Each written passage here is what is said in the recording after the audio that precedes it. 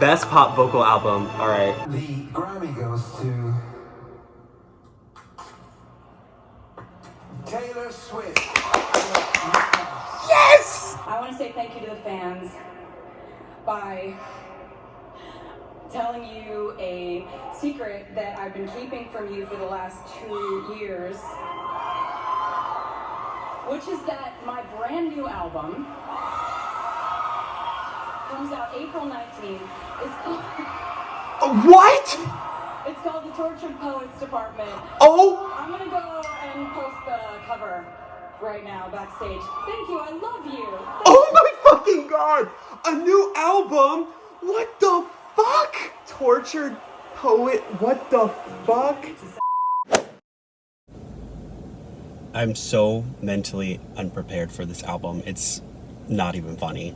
Hey everybody, my name is Caleb and welcome back to my channel. I really don't think this video needs too much of an introduction. I think we all know why we're here. I mean, it's just one of the biggest albums of the year that just dropped. Like, no big deal, it's fine. With that being said, today we're going to be reacting to Taylor Swift's 11th studio album titled The Tortured Poets Department. I am so insanely excited for this album. Also incredibly nervous. I have no idea what to expect. Really, the only thing I saw online was that this was categorized as a pop album, but truly that can mean anything nowadays with Taylor because she's just so popular that anything she puts out is going to be considered pop. My presumption going into this is that this album's gonna have the production style of Midnight's and maybe a little bit of Reputation, but the writing style of Folklore and Evermore. And if that's the case, God help us all. In my opinion, that is like the lethal combo right there because the Midnight's Reputation production styles are some of my favorites that Taylor has produced. And I mean,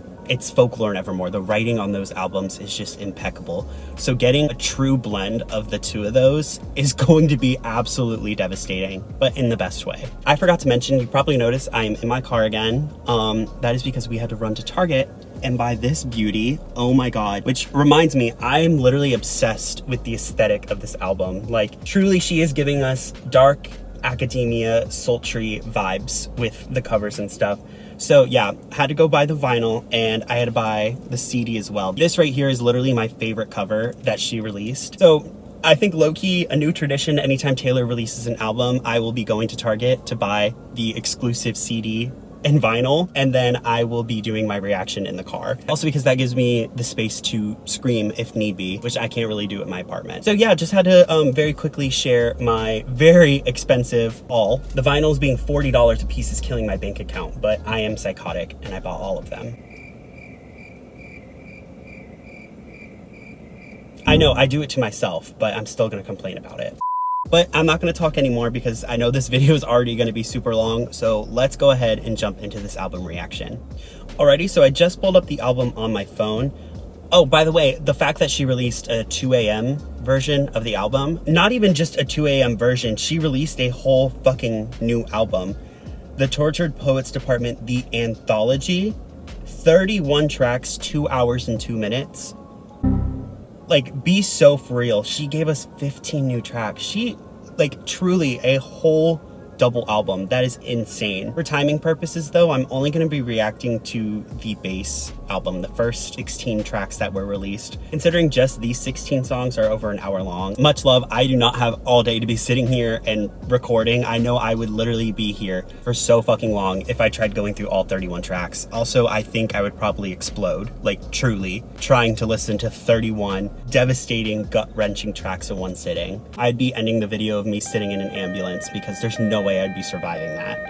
So yeah, for this video, we're going to be reacting to the base 16 tracks, and I'll probably do some sort of recap of the new 15 tracks at the end of this video, or I might even like listen to those tracks on my own time and then maybe make another video just kind of going over them and talking about the things that I liked and didn't like. That video wouldn't necessarily be a reaction video as much as it would be like a commentary video. So I'll kind of figure that out, but don't worry, there will be some sort of video pertaining to all the songs, but I just think mentally I cannot do all of that right now. Moving on from that, looking at the track list, there are 16 tracks, 1 hour 5 minutes, as I said previously, and there are so many interesting titles on this project. I was having the hardest time picking songs and titles that were like immediately intriguing me, because that's pretty much all of these. They're all so interesting. But if I had to choose, the 3 tracks that I'm most interested in hearing are Fortnight featuring Post Malone.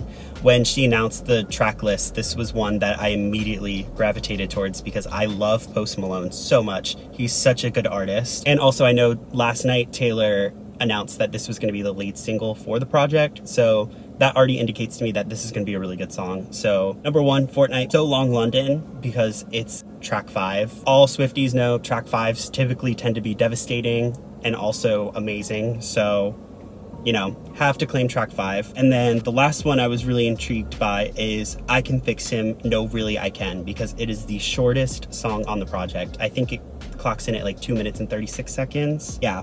2 minutes, 36 seconds. So shortest track on the project tends to be one that I gravitate towards. I don't know why. Throwback to Midnights when Vigilante shit came on and I was literally levitating. All right, truly I have done enough talking at this point. So let's go ahead and get into this first listen, and we'll start with Fortnight featuring Post Malone. I was supposed to be sent away, but Yes, come on Pop Productions, let's go. Oh, her vocals sound beautiful so far. Oh my god. We need to talk about some of these lyrics. I was supposed to be sent away, but they forgot to come and get me. I was a functioning alcoholic till nobody noticed my new aesthetic. Basically, she's talking about her drinking so much to the point that it becomes normal and everyone perceives that as normal. And then in the chorus saying, now you're in my backyard, turned into good neighbors. Your wife waters flowers, I want to kill her. Just the visuals of that are absolutely insane. Oh my god, that's the line that's on the back of the vinyls. I love you, it's ruining my life. Or at least one of the variants of the vinyls. That's really cool.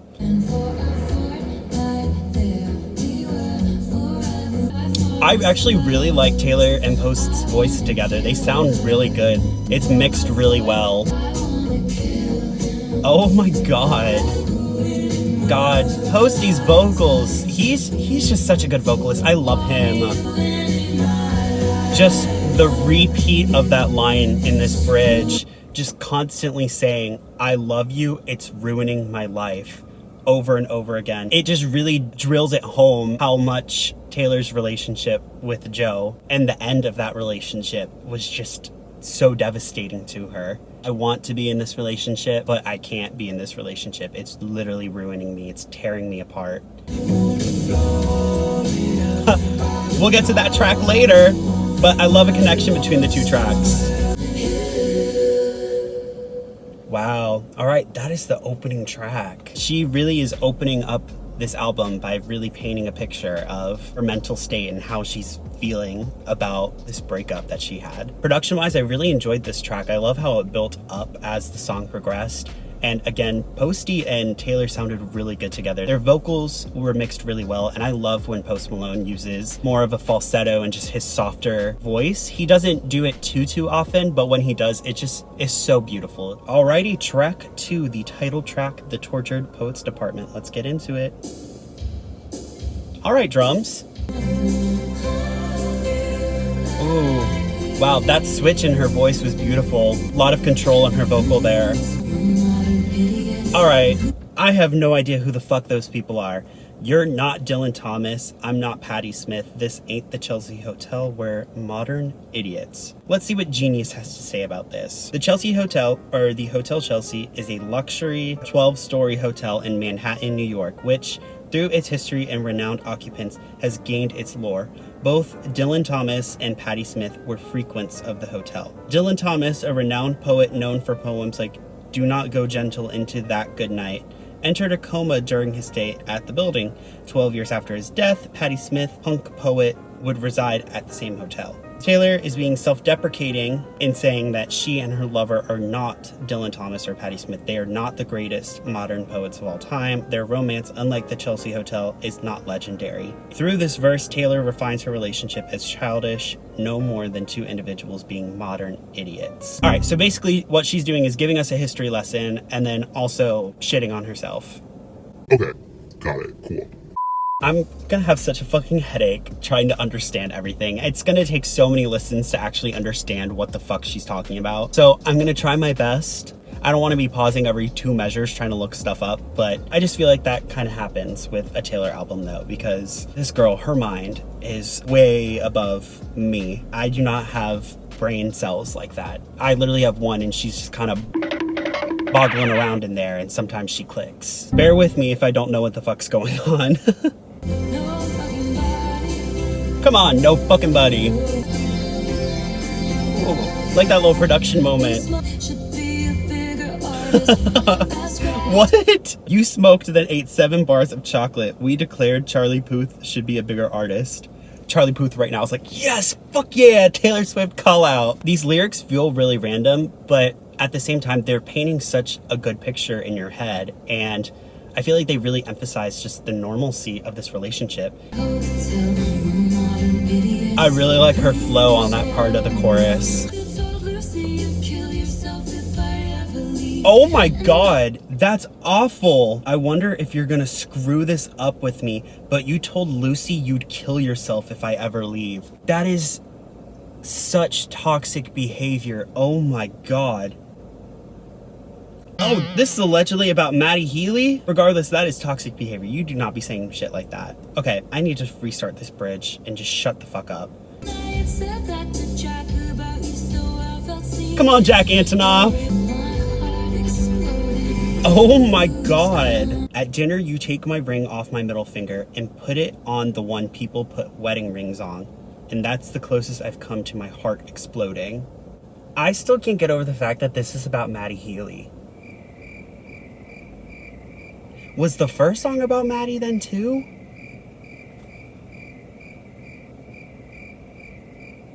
I can't think about that. This part of this Genius annotation is kind of sad. If this lyric is about Maddie Healy, the rumored muse of this song, it still coincides with the idea that Swift wants to be engaged and her heart exploded as her ex would never head towards that direction. Saying basically Joe was never going to be the one to marry her. He was never going to actually take the step to be with her. And she has been saying since the Lover era in I Think He Knows, she says, I think he knows he better lock it down because I won't stick around because good ones never wait. Like, she's like, I know what I want. I know what I'm worth.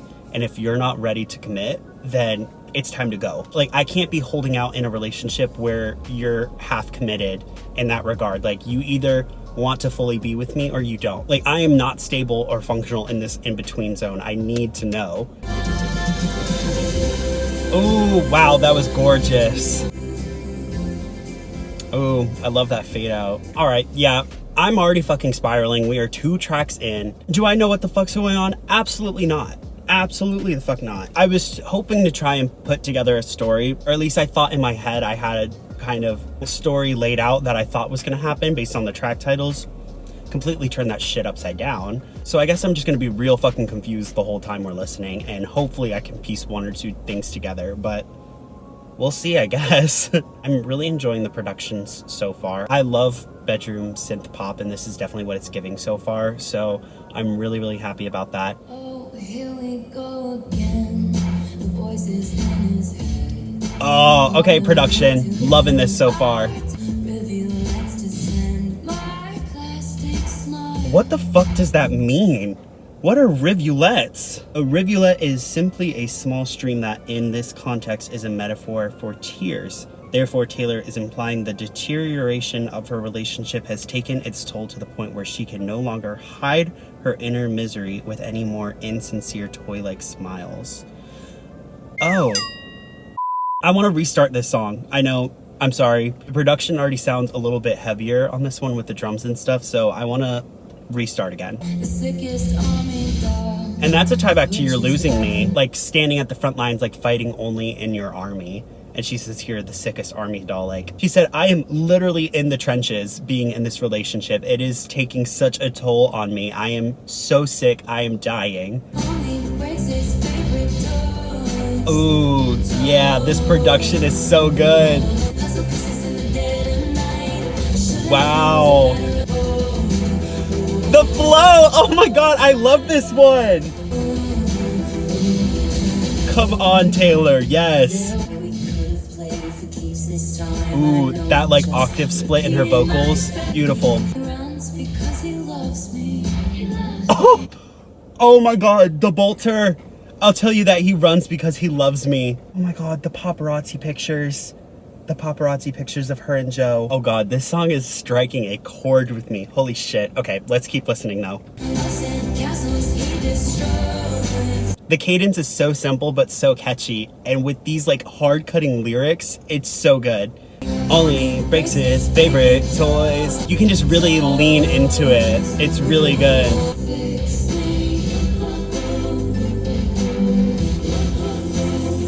Oh my god, and the little O's in this bridge almost sound like distorted like child laughter. Like something you would hear in like a toy laughing. But it's distorted because this relationship has ruined Taylor. It's made her a worse version of herself. And so it's reflected in the vocal production. Oh my god, Taylor and Jack are fucking geniuses. Oh my god, that is so smart. So smart. Okay, I'm gonna bring it back a little bit. Sorry, y'all.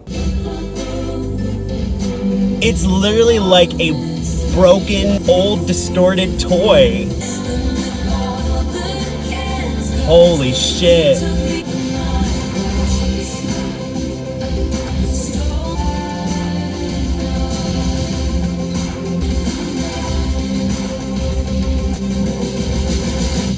Oh my god. I felt more when we played Pretend than with all the Kens. She said even though what we had wasn't real, it's felt more real than anything I've ever had before. And she goes on to say, because he took me out of my box, stole my tortured heart, left all these broken parts. Told me I'm better off, but I'm not. Again, I love you, it's ruining me. This has ruined me. I've talked so much about this song, but this is definitely my favorite so far. This is so good, production-wise, songwriting-wise. Oh my god, this is so good. My boy only breaks his favorite toys. The self-deprecation of the title alone, like, my boy only breaks his favorite toys. He only treats me like this because I'm his favorite. Like, he only does this to me. I'm special to him because he treats me this way. Oh my god. Holy shit.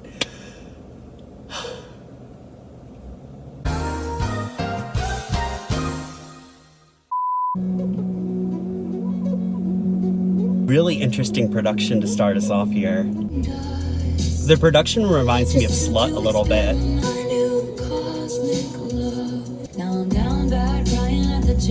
Wow, hang on. Lyrically, that was really smart. So she starts the first verse in that pre-chorus up in her falsetto, and she's talking about cosmic love. She's talking about feeling like she's up here. And then once that chorus hit, she said, now I'm down bad. And she brings her vocals down into her chest voice to emphasize how she went from being up to being down. Writing wise, that is so smart. All right, let's listen to that again. She's up in her falsetto, right? And then brings it down. Damn, an exile callback, like I'm exiled from your town.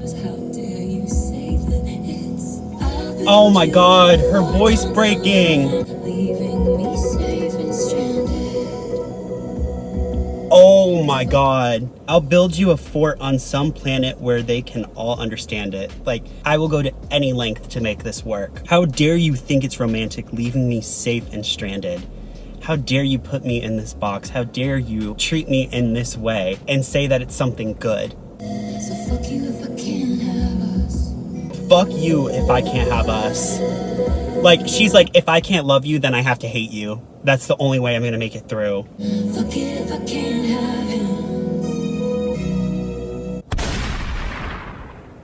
How the fuck am I supposed to move on from that? That song is devastating. I touched on it a bit, but she's basically saying, if I can't love you, I have to hate you. There's no in between. It's either I love you or I hate you. I can't be in this in between. And that was actually something that I kind of mentioned in one of the previous songs. Like, I can't be stuck in this in between zone with you. It's one thing or it's the other. This is a black and white situation. I don't know how the fuck I'm supposed to move on. And we're moving on to track 5, So Long London. Oh my fucking god. Ironically enough, I am also flying to London literally tonight. So the fact that she released this the day that I'm going there kind of crazy. The universe just works in mysterious ways, you know? But anyways, let's go ahead and get into this. I think it's also like almost 5 minutes, so devastatingly long. Beautiful vocals. Oh, come on, give us church choir. Ooh, the bass. I was not expecting this. Ooh, this triplet flow.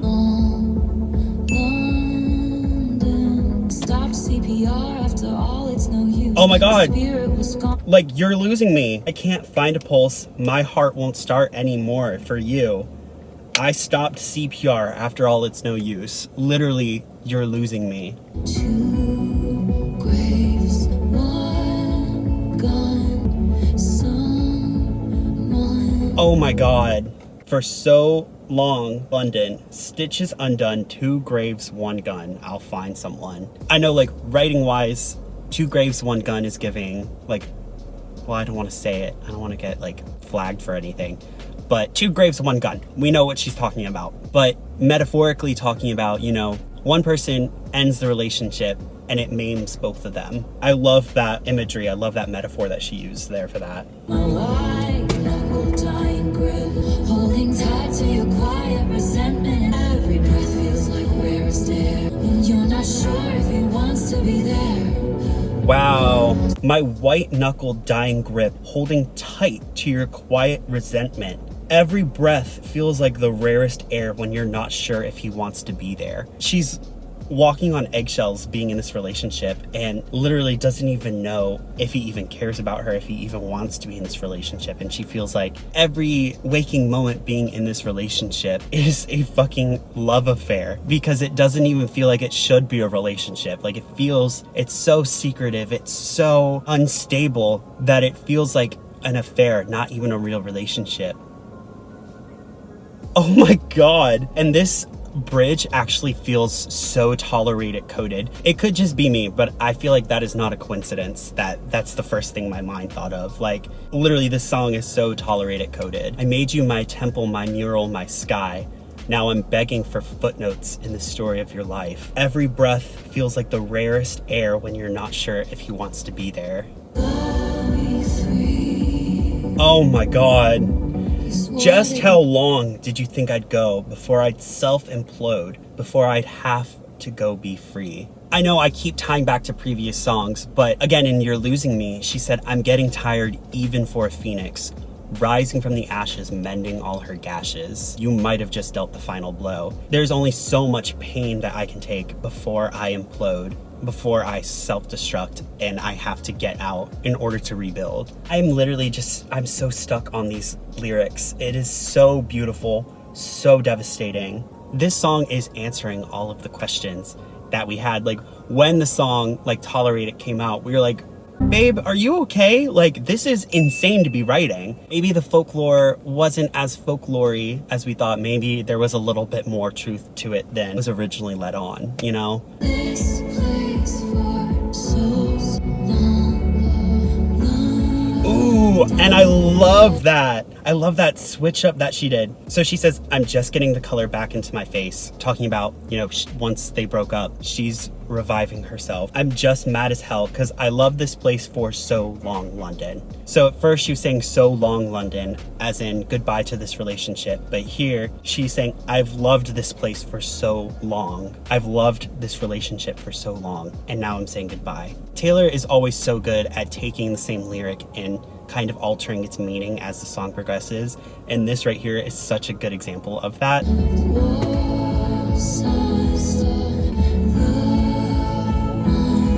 Oh.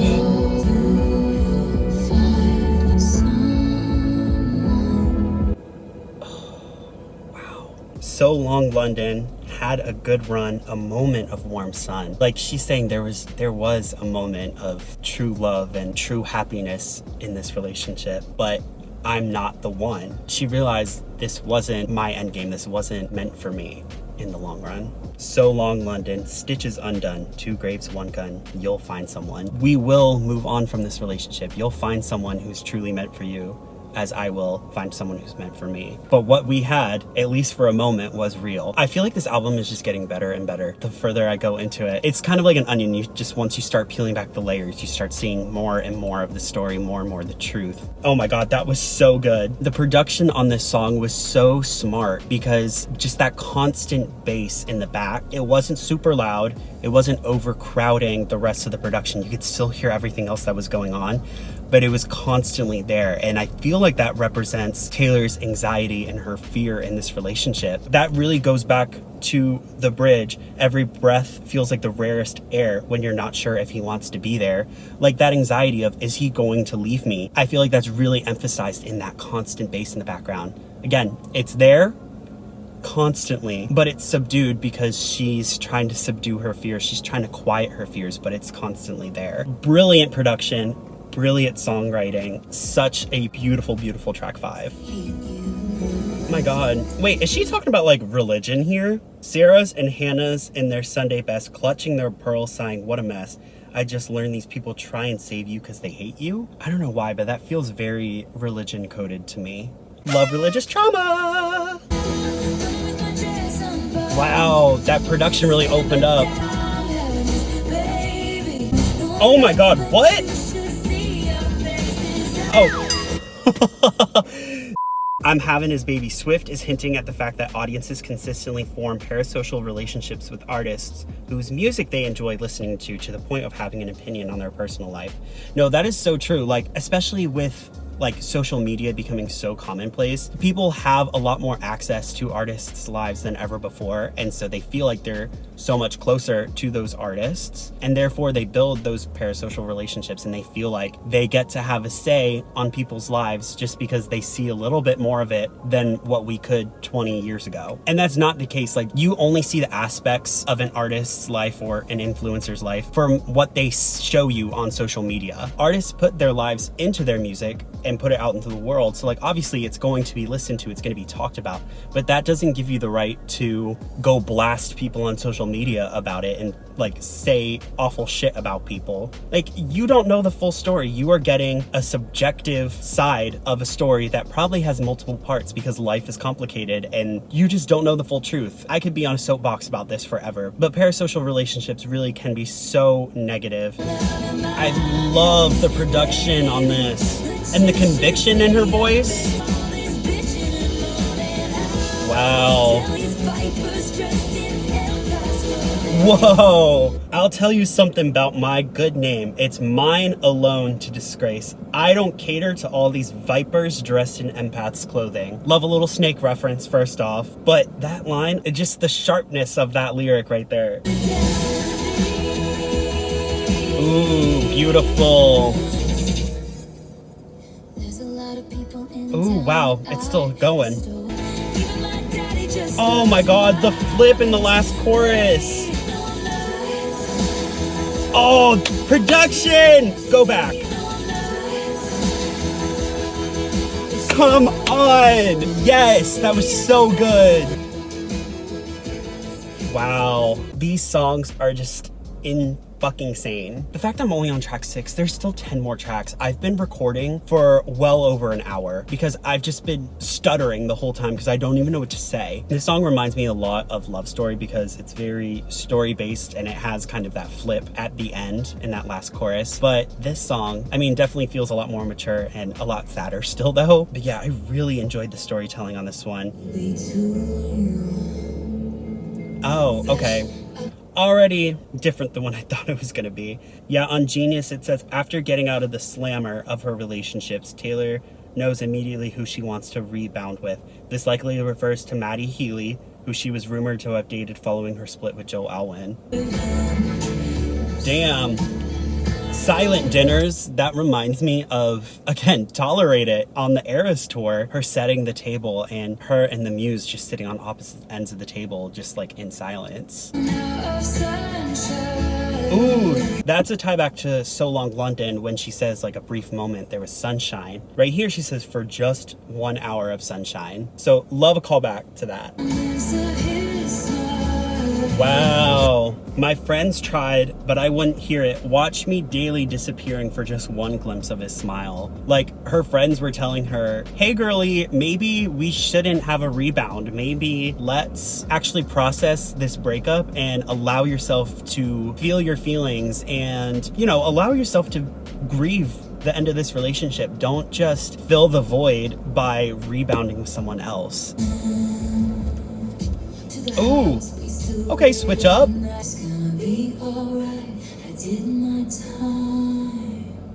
Wow. I love this outro. It's just very introspective. Really just lets you sit and think.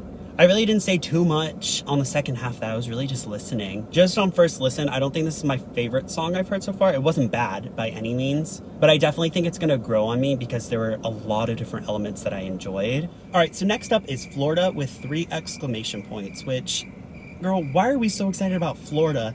It is hot as fuck, and have you seen what's been going on there? Absolutely not. No. But I am excited about this because Florence and the Machine is featured on it. So let's go ahead and jump into it.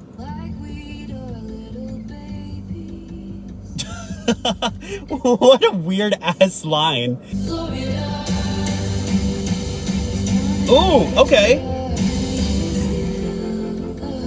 Wow, I really like that. So the lyrics in the chorus say, Florida is one hell of a drug. Florida, can I use you up? So obviously establishing Florida being a drug, right? And I feel like the big drum breaks and then the break in the production where there's almost nothing, that constant up and down, reflects those lyrics of, you know, the highs and lows of drugs. Love the parallel between the production and the lyrics.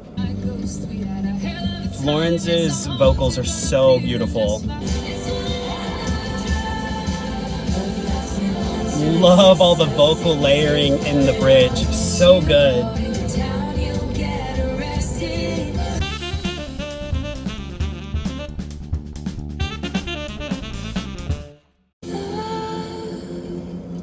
I was just listening to the lyrics for the rest of that, but the main idea of this song is escapism, whether it's Taylor or the Muse using Florida as a way to escape from their problems in life. But as it says in the chorus, Florida is one hell of a drug. Like, it's not healthy to go to this place in Florida to escape problems because it's only gonna make things worse. Like, things aren't actually going to be solved. I did enjoy this song. I really don't know how my ranking is gonna go. I feel like this is probably gonna end up somewhere in the middle.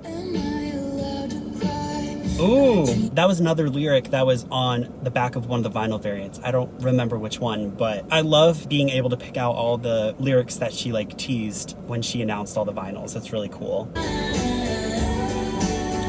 That vocal riff is beautiful. Ooh, I wonder if that's a connection to at the Eras tour. During Wildest Dreams, there's a visual of her laying in bed and her bed is literally burning up. So I wonder if that's a connection to that. I would assume it is, which is really, really cool. Ooh, haunted callback. Wow, that was such a good break. I was like, when is the drop gonna happen? Hang on, let's go back real quick. That like build up to the drop is so good. Damn, and ending the song with Am I Allowed to Cry? This song talks a lot about having feelings for a new person after breaking up with someone else. And she still has feelings for this person that she was in a relationship with, but you know, she feels bad for moving on or feeling things for another person. There's another one of the lyrics from the backs of the vinyl variants. You don't get to tell me about sad. Wow, come on vocals! The vocals match the lyrics. Crash the party like a record scratch as I scream, who's afraid of little old me? You should be. Holy shit. This reminds me a little bit of like I Did Something Bad almost. Like with the gallows and levitating, it sounds almost like witch-like. And it reminds me of like they're burning all the witches. And obviously we know Reputation is the album of Taylor falling in love with Joe. And this album is definitely the Falling Out album. So I love that tie back. Ooh, I like that she kept it down that time. Oh my god. The emotion in her voice is so good. Okay, I have to pause really quick and go back to the lyric, I was tame, I was gentle, till the circus life made me mean. Don't you worry, folks, we took out all her teeth. So my interpretation of that is that the music industry can be so ruthless. And we know Taylor has gone through the ringer in the music industry. She has gone through so much shit that she has not deserved. And I'm sure there have been many times that's left her feeling hollow and like she is just so angry and wants to lash out. And I know with Reputation, she did have her stance and she had her come back and she said, hey, I'm gonna lay out the shit as it is. Like, I'm going to defend myself. And the same music industry that was already mean to her in the first place, that is already putting her through the ringer, persecuted her again for talking back and trying to defend herself. And it's just like a ruthless, endless cycle that she has gone through where like she feels like she can never win and she doesn't have the right to be able to defend her name and stand up for herself because the music industry is just going to keep tearing her down. I'm obsessed with the production on this. Holy shit. I want to snarl and show you just how disturbed this has made me. You wouldn't last an hour in the asylum where they raised me. Again, saying the music industry has made me fucking ruthless. It's made me cold. You wouldn't be able to handle the heat of the industry that I'm in. So you don't get to tell me how to deal with my emotions, how to handle the situation that I'm currently in. Absolutely crazy songwriting. Holy shit. Holy shit, the production!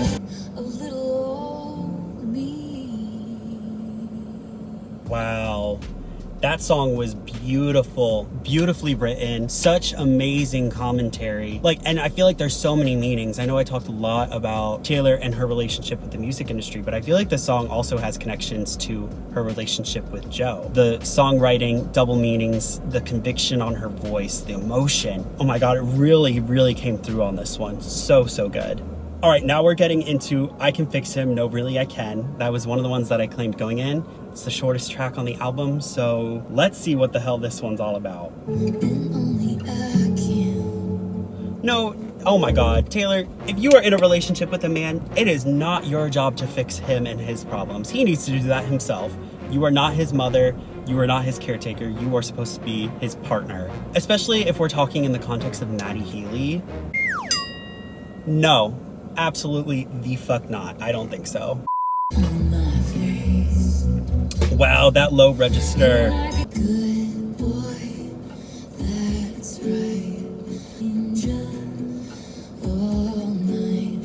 Wow, that bridge. Good boy, that's right, come close. I'll show you heaven if you'll be an angel, all mine. Trust me, I can handle a dangerous man. The woman was too stunned to speak. Okay, Taylor, we see you. Wow, that production. Oh, that flip right at the end. She realizes right then, whoa, maybe I can't. She says, maybe this is actually not supposed to be my responsibility. Thank God, Taylor. I understand what Taylor's saying. Like, you know, again, in that delusional bargaining era, I can fix him. No, really, I can. Like, he's not that bad. You just got to get to know him. He's got a hard exterior. But, you know, I can fix him. I can do it because he's special to me and I'm special to him. Girl, get out of your head. And she realizes right at the end, whoa, maybe I can't fix this. Maybe he's actually problematic and I don't want to be associated. Yes, exactly what I've been saying. That is the moral of the story. Thank you. All right, so next up is LOML, which normally stands for Love of My Life, but I saw a couple things online where fans theorized that it could also be Loss of My Life or Last of My Letters, which I think that would be really interesting as well. So let's see. Oh God, straight up piano. She's gonna devastate us. Stand up, guy. Holy Ghost for life. Wow. Beautiful. And ever since, Wow. I felt a hole like this never before and ever since. Basically, she's saying, I've never had a love like this before, and I'm never gonna have something like this ever again. under the table, talking rings and talking cradles, how we almost had it all. Valiant roar, what a bland goodbye. You're the loss of my life. Wow. That song was so beautiful, but so devastating. There's nothing else to say. She perfectly encapsulated it. Her relationship with Joe, he was the love of her life and also the loss of her life. Wow. Absolutely gorgeous track. This album is fucking draining me. Oh my God. But next up is track 13, I Can Do It With a Broken Heart. Ooh, little synthy production. Aw, is she talking about the Eras tour? She's having the time of her life. There in her glittering prime, the lights refract sequin stars off her silhouette every night. But then she says, I can show you lies. I'm assuming that's about the Eras tour, you know? Her literally shimmering up on stage every single night. But her maybe not being as happy as she led on. Period. Wow, tie back to the last track.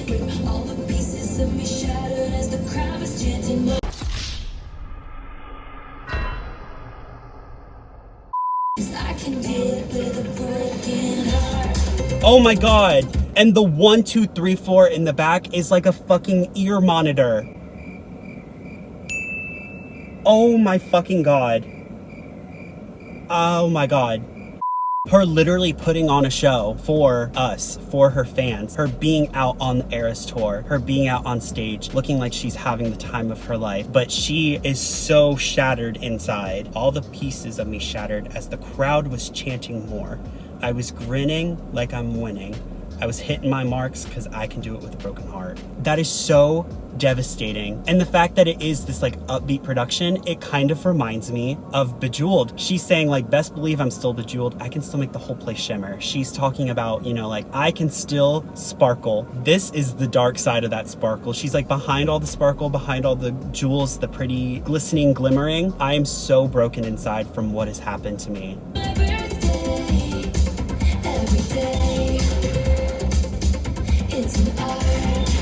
These lyrics!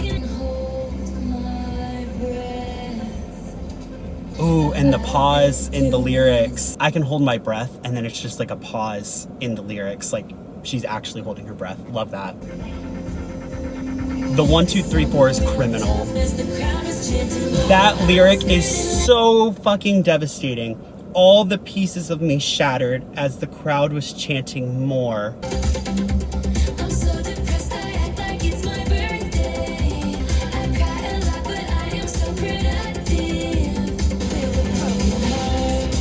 Oh God. Ooh, the change. Not the I'm miserable ad-lib.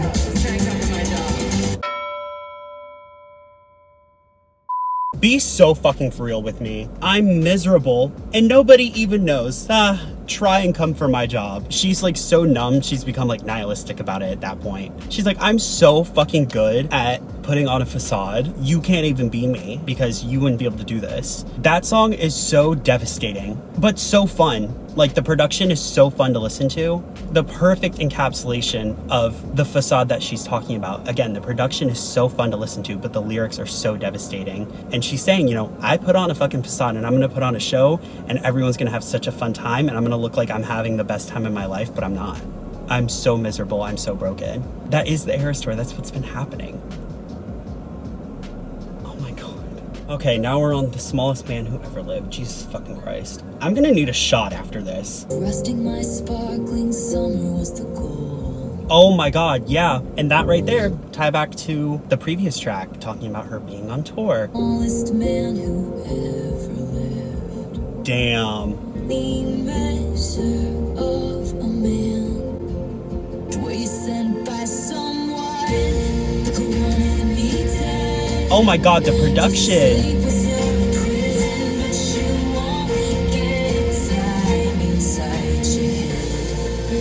Holy shit.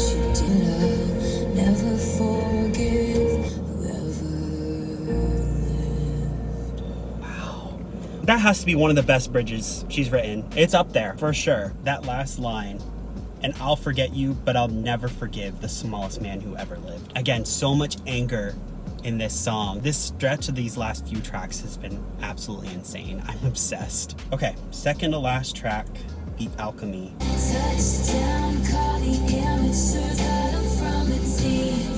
Hang on. So when I touch down, call the amateurs and cut him from the team. I wonder if this song's about Travis.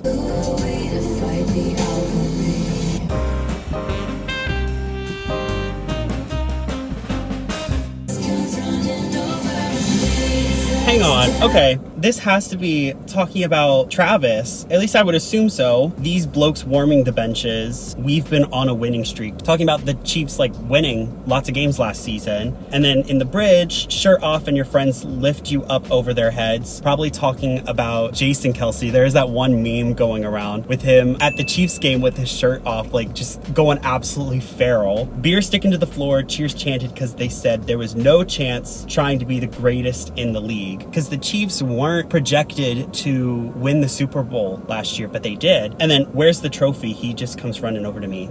Talking about the Super Bowl trophy, whatever the fuck it's called. As you can tell, I don't watch a lot of football, but then also about Travis, like he is the trophy. And her saying, who are we to fight the alchemy? Who are we to fight the chemistry that is brewing between us? Like there's no reason to fight it, you know? I think this is really cute. And her lower register there, so beautiful. That was a really good track, actually. I have no idea where it's going to be on my ranking. Now that we're closer to the end, or pretty much at the end of the album at this point, the progression of this story through the whole album has been super, super cool to see unfold. And it feels very recent. I mean, like, a lot of these events that have happened in this album have been within the last year. So, like, you can tell Taylor has definitely been writing and working on this album as she's been on the Eras tour, which is insane to think about, because not only has she been doing the Eras tour, but she's been working on this album, and she's also been working on re-recordings. She released 2 re-recordings last year. Like, it's just absolutely insane. The talent and the drive that this woman has is just so amazing, so admirable. I got a little sidebarred, but back to the song. Again, really cute track. Alrighty, last track on the standard version of the album, Clara Bow. Look like Clara Bow, thought I'd see the lights of Manhattan. Aw, but she did. But I think I might die if I made it.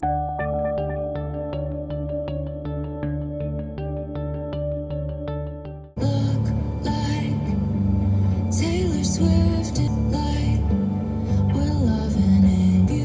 Future's bright, dazzling. Aw, what? That's the end? Ooh, that literally got me tearing up. Oh, and that's just the end. It literally just cuts off because it keeps it open. Shit, okay.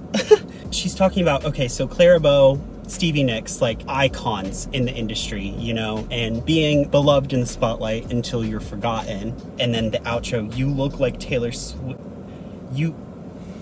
Ooh. You look like Taylor Swift, in this light, we're loving it. You've got edge she never did. The future's bright, dazzling. This line can be taken as Swift cautiously warning newer, shinier artists to be wary of fading from the spotlight, like Swift feels she is. Eventually, she is telling them to be careful. One day, they will be the ones that newer artists are being told they remind the public of. Damn, all the pop girlies are making me cry every fucking album reaction.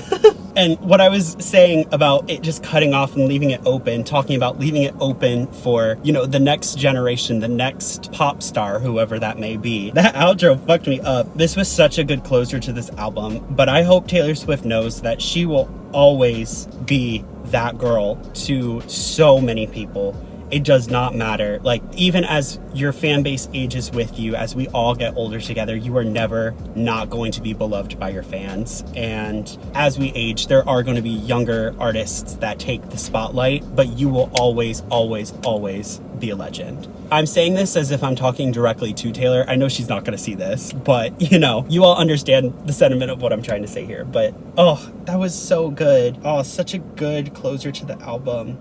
All right, y'all, we've made it to the end of this album, or at least the standard version. I'm so fucking drained. I've been recording for so long because this album was a fucking whirlwind in the best way. I had such a great time listening to this and diving into all these songs for the first time. I'm so excited to dive in again. This album is literally going to be my hyperfixation for the next several months, like easily. Production-wise, this album was so beautiful. I personally feel like we actually got the Midnight style production mixed with Folklore Evermore styled writing. Like, we got it all. Again, such a lethal combo for Taylor to do, but it was so fucking good. Like in the Tortured Poets promo, she had the quill pens and the fountain pens sitting in the Tortured Poets department, but no glitter gel pens. And I think that's absolutely the case here, because there was not a sight of happiness to be seen on this fucking project. Hopefully those glitter gel pens will be back for TS12 though. It seems like this project was a real healing process for Taylor. And I know she's actually said that on tour, like talking about Tortured Poets. She was like, this album, I feel like I've needed to write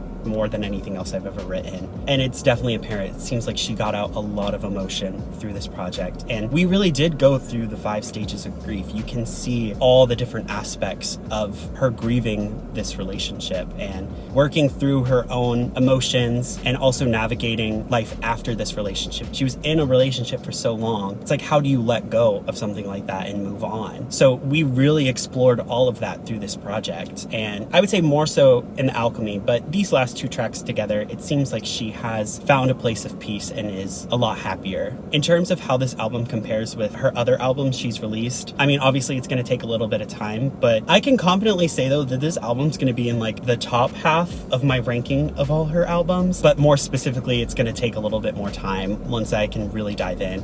And once I listen to the whole new album, the whole part 2 that she fucking released, I literally do not have the mental capacity to think about that right now. This was so devastatingly beautiful, and I need a nap. And probably a cry and a snack as well. And maybe a drink.